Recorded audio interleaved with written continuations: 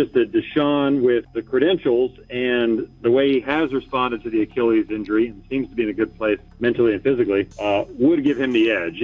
I think in the simplest form, Deshaun is a more qualified quarterback than Shedeur Sanders at this stage. But that doesn't mean Shedeur can't take the job over the next weeks and months. The media keeps treating Shedeur Sanders like he is still on the outside of the Browns' quarterback battle.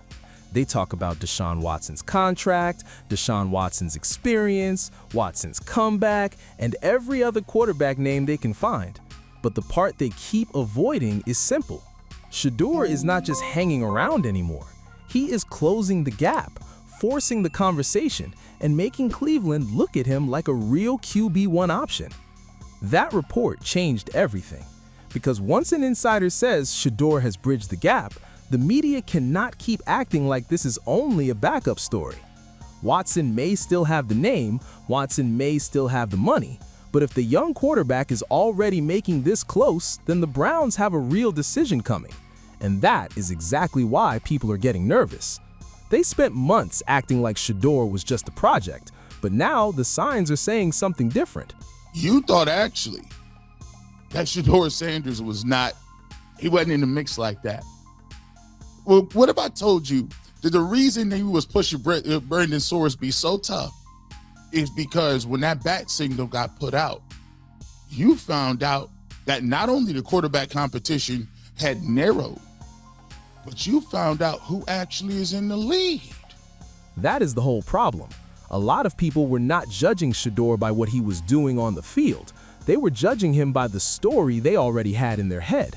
5th-round pick, too much attention, too much noise, too much Dion, bad interviews, draft slide, all of that got repeated so many times that people stopped watching the actual quarterback. But once camp started and the reports got better, those same voices had to adjust. They did not want to say they were wrong, so they started changing the conversation. That is why the Brendan Sorsby talk mattered. It was not just about another quarterback. It was about how fast some people were ready to chase a different name instead of admitting Shedeur might be winning the room. A quarterback they were barely talking about suddenly became interesting. And the reason it felt strange is because the Browns already had a young quarterback on the roster who was improving, working, and closing the gap. So why keep searching for another option unless you don't want to accept the one already in front of you? That is where the double standard shows up. When it was Shedeur, people made every small thing sound huge. Interviews became a character problem, confidence became arrogance, attention became a distraction. But the second another quarterback name entered the conversation, people started making excuses. That is why fans are frustrated. They're not saying Shedeur should be handed the job for free. They're saying judge him the same way you judge everybody else. If he's practicing well, say it. If he's improving, say it. If the gap is closing, stop pretending it's not happening. And that is where Albert Breer's comments are important. He didn't come at it like a fan. He talked about the Browns being in a spot where it's easier to go from Watson to Shedeur than the other way around. That matters because if Cleveland starts Watson and he struggles, the young quarterback becomes the natural next move. But if they start Shedeur and he wins people over, it becomes much harder to turn back. It's really important the Browns get a read on the quarterback position as a whole coming out of this year. And, I just think logistically it's easier to go from Deshaun Watson to Shedeur Sanders than the other way around. And, I think, there is still something there with Deshaun, that he has been doing the right things this offseason, then, you want to give him a shot. That is why this battle is not as simple as Watson is the veteran, so he starts. The Browns have to think about the whole season. Watson hasn't played enough clean football in Cleveland to make this automatic. He has the experience, but he also has injuries, inconsistency, and a contract that puts pressure on the whole organization. Shedeur has less NFL experience, but he has momentum, and in quarterback battles, momentum matters. When the young guy keeps improving and the veteran doesn't pull away, the room starts feeling it. The other thing the media keeps missing is Todd Monken. This is not just about who throws the prettier ball in practice. It's about which quarterback fits what Monken wants to build. Monken has worked with different types of quarterbacks. He's built offenses around different strengths. So the question is not, can Shedeur run some old version of the Browns offense? The question is, can Monken create an offense that helps Shedeur play fast, get the ball out, and use the weapons around him?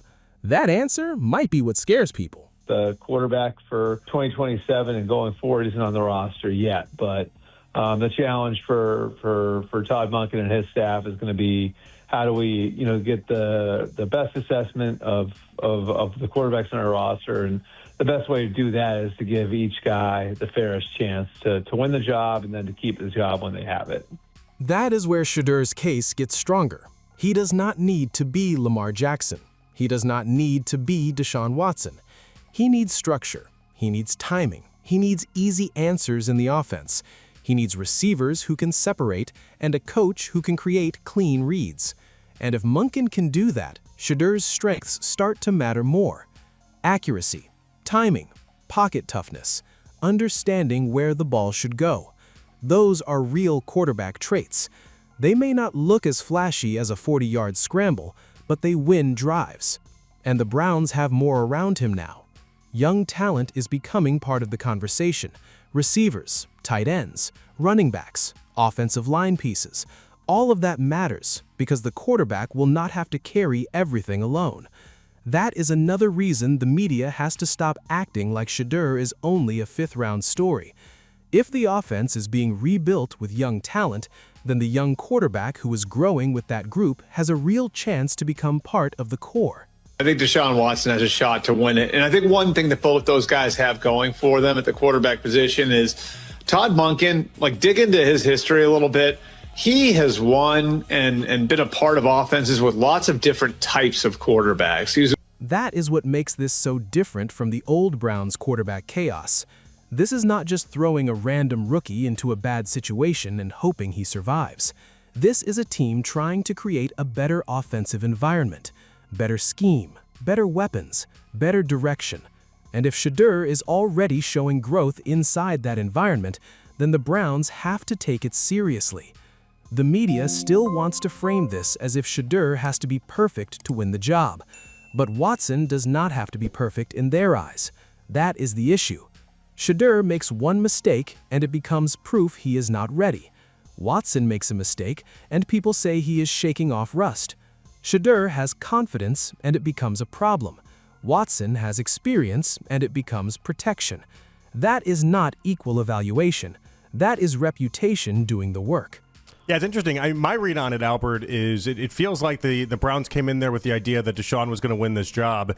And now in the past week and a half or so, they're more open to the idea that Shedeur's progressed and Shedeur looks better than maybe even they. That is why fans keep saying the media does not get it. They are still arguing from the old depth chart. Browns fans are watching the new reality. The new reality is that Shedeur has made this close enough for everyone to notice. The new reality is that Watson has not shut the door. The new reality is that Monken gives Cleveland a way to build around whoever wins. And the new reality is that Shedeur may be closer to QB1 than the national conversation wants to admit. By the time training camp and preseason arrive, the Browns will not be able to hide behind soft answers. Somebody has to take the first-team reps. Somebody has to lead drives. Somebody has to handle pressure when the defense starts moving faster. That is where the talk stops. And if Shedeur keeps doing what he has been doing, this battle could flip before the media is ready to admit it. I was the first one to tell you. I heard from folks up in that building when they were saying Deshaun Watson was leading by a landslide. Shedeur Sanders, he looking real good in this offseason. Way better than the media is giving him credit for. That is the real story. Shedeur Sanders is not winning this battle because of hype. He is not winning because of his last name. He is winning because the gap has closed. The reports are changing, and the Browns are being forced to treat him like a real option. The media can keep pushing other names. They can keep talking around it. They can keep acting like Watson's contract decides everything. But football doesn't care about the contract once the ball is snapped. It cares about who moves the offense, who protects the ball, who makes the right read, who gives the team belief. And right now, Shedeur Sanders is doing enough to make that question uncomfortable for everybody who already wrote him off. So the media can keep pretending they don't see it. Browns fans see it. The building is starting to see it. And if this keeps going into preseason, the whole league may have to see it too.